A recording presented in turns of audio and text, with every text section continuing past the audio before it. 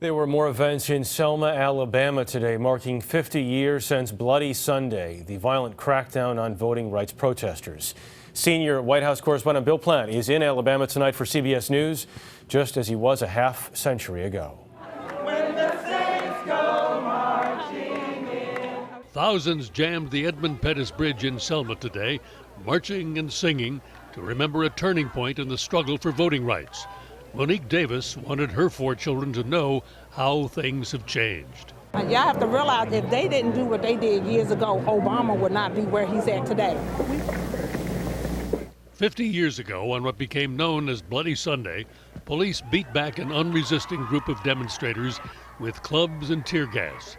2 weeks later, under federal protection, Dr. Martin Luther King marched from Selma to Montgomery and the steps of the Capitol, where Governor George Wallace had declared segregation forever. Today, Wallace's daughter Peggy stood on the same spot and embraced Congressman John Lewis, who was badly beaten on Bloody Sunday. There are opportunities for all of us to raise the call for justice in our lifetime.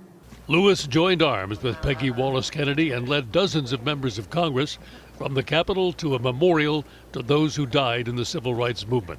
What's it like for you to relive that history and talk about it?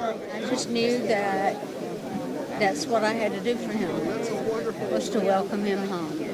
And I believe her father was looking down from heaven, being so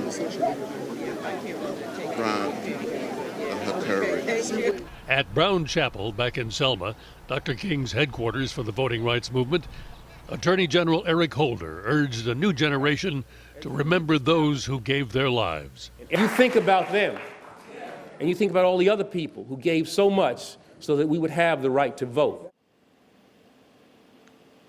In Selma today and here at the state capitol, they commemorated the events which led up to the passage of the Voting Rights Act. But there was fear as well that the Supreme Court's removal of some of those requirements in that act could lead to new suppressions on voting rights. Jeff? Bill Plante, thank you very much.